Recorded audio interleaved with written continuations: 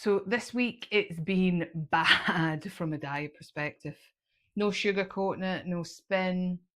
My fasting windows have barely hit 14 hours, and my food choices, let's just say, were definitely not keto approved.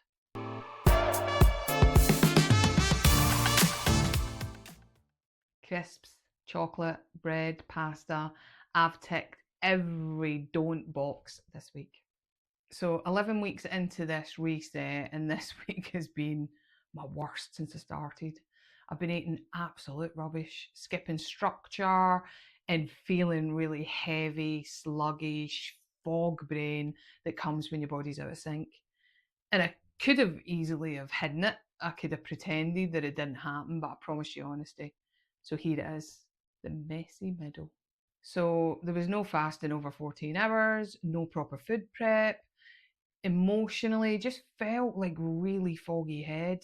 My sleep's been terrible, my energy's been terrible, and this isn't just about food, it's about that kind of mental fatigue. And after 10 strongish weeks, my discipline batteries just ran out. But that's normal. The body and the mind both need a break sometimes. You know that feeling when you're watching yourself make the bad choices but you do it anyway? That was definitely me over the last week. And here's some of the science as to what could have been coming into play. At this point in my cycle, estrogen and progesterone are both starting to drop. My cycle's definitely shortening, and that hormonal dip reduces the serotonin, so your brain starts craving dopamine hits from sugar, from carbs, anything comforting. Combine that with mental depletion after 10 relatively consistent weeks, and my brain was just looking for an easy reward. It is a bit of weakness, but it's also physiology. My mistake was ignoring the early warning signs: low mood, low motivation, and that you deserve a treat, you deserve a treat voice in my head just getting louder and louder. I should have spotted the pattern. I wasn't craving food, I was craving some form of relief. So the result, a few pounds up, but I'm not standing on the scales to confirm that. I don't really need it to. Bloating's come back a bit, sluggish digestion, brain fog that's made even simple things harder. And I know it's not fat, it's inflammation, it's water retention, and it's hormones. And my body's just showing me the cost of comfort eating in real time. The good news is, and there's always good news, I've done this long enough to know it will reset quickly once I get back to that consistency, which starts today. I don't need to punish myself. I just need to rehydrate, eat real food, move again, and get back on my keto recipes. Because next week's week 12, which is 3 months. It's still early days. And this week wasn't failure, it was feedback. My body was tired, my hormones were low, didn't listen early enough to what the signals I was getting. But that doesn't erase 10 solid weeks of progress. Still 16 pounds down overall. Um, not had any alcohol since I had a little bit last week.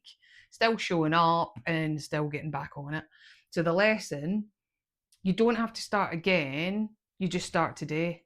And every day is day one if you decide it is. I've definitely stopped chasing perfection. It's not about staying flawless, it's about staying aware. And here's how I'm getting back on track this week. Hydration first, electrolytes, magnesium, lots and lots and lots of water.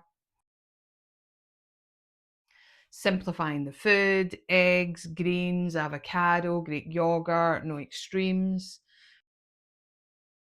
Fasting, going to shorten the windows again, gentle, consistent, doable.